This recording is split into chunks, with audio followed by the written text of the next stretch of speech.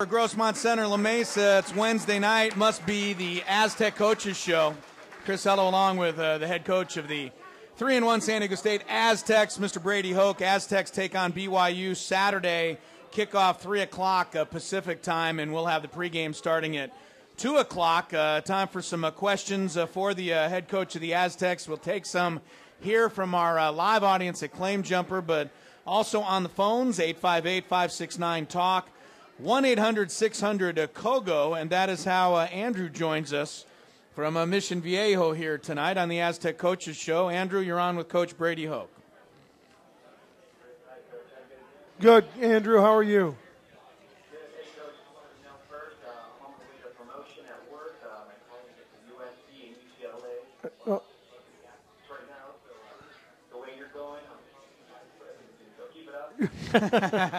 Well, I hope so.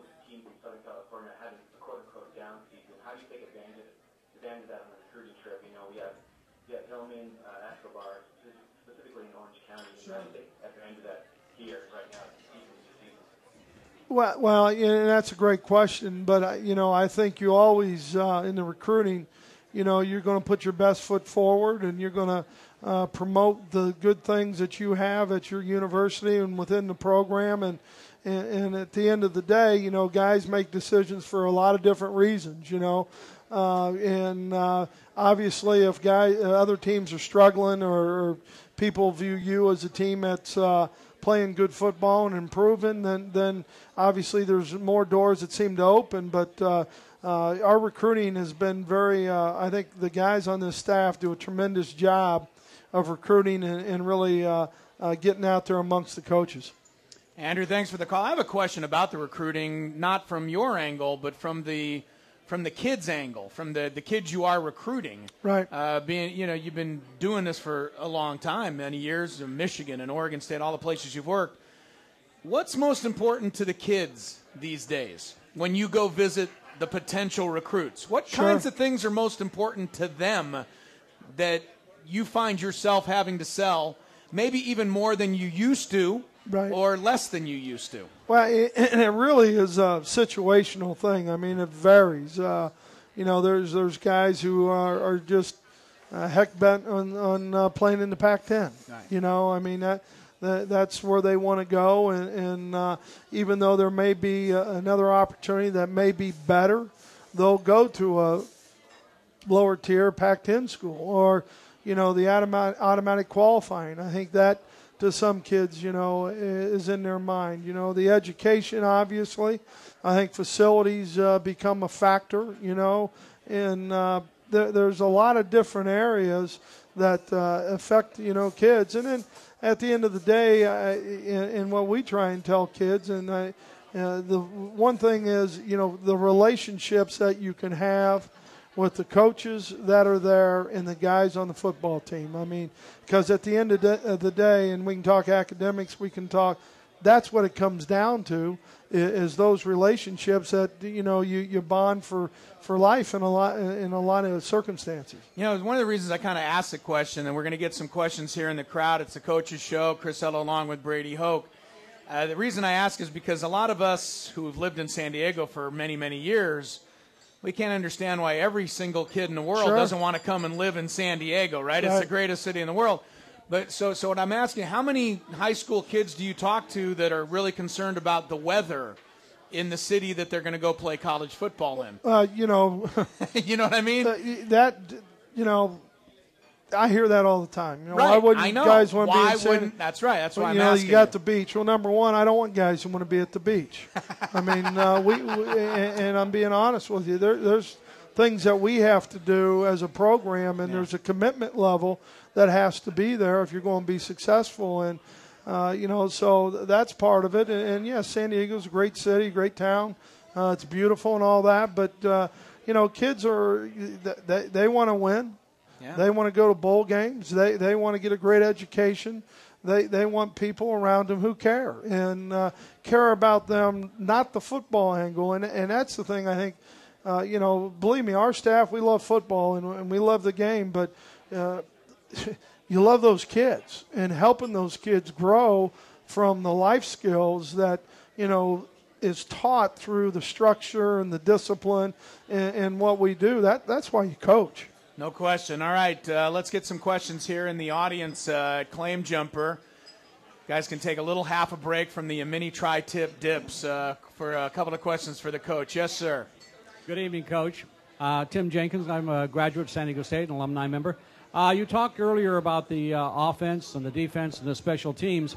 There's another element that's important and for the long haul, and that's the bench depth. Sure. I'd like you to talk a little about that because we've got a long season to go. Right. Well, there's no question. We have just really the season's a marathon, and that's what we talk to our kids about.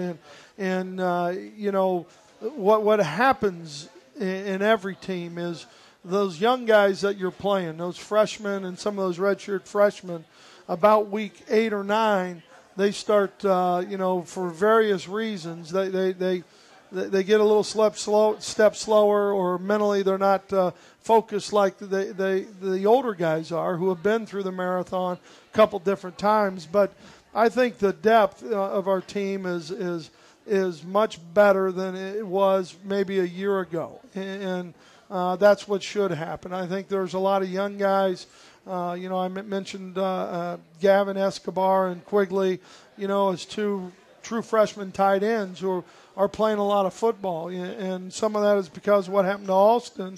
But at the same time, I think both of them would have played a lot of football anyway. So I think, with DJ Shields and those 3 guys and Josh O'Brien, we've got some depth at that position.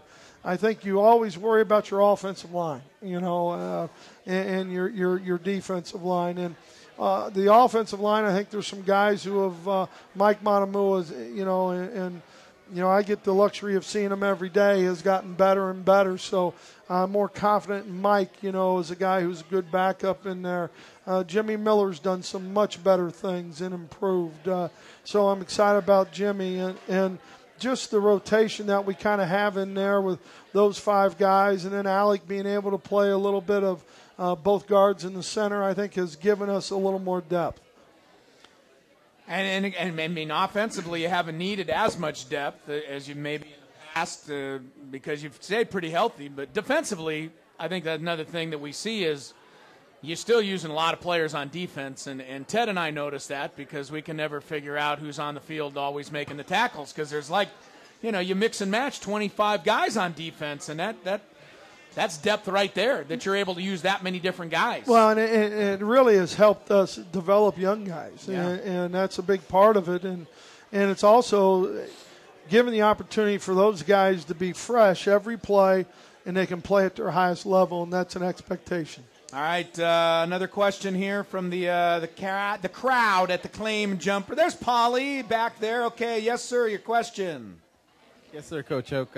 We know Coach Mendenhall is pretty familiar with the 3-3-5 defense. Uh-huh. Do you and Coach Long have any tricks up your sleeve to try to provide him with some different looks, give him something maybe he's not aware of as far as your defense is concerned with that freshman quarterback? Well, yeah, and that's a good question. Bronco is a guy, he coached for Rocky. He ran the defense, and when he first went to BYU as the coordinator, he was running it, and I think he changed a little bit because of their personnel and some of the maybe man coverage issues that they had. But, we always have a little different look and a couple things different that and I'm not going to tell you, but that Rocky has in store. So we'll go that way with it. Yeah, I just wanted to let you know, thanks for the question. I was going to ask him what changes he had, but I already knew the answer to that question, which was tune in Saturday, right? You'll see all the changes that we had in store. We'll take a quick time out. We are at the Claim Jumper Grossmont Center in La Mesa.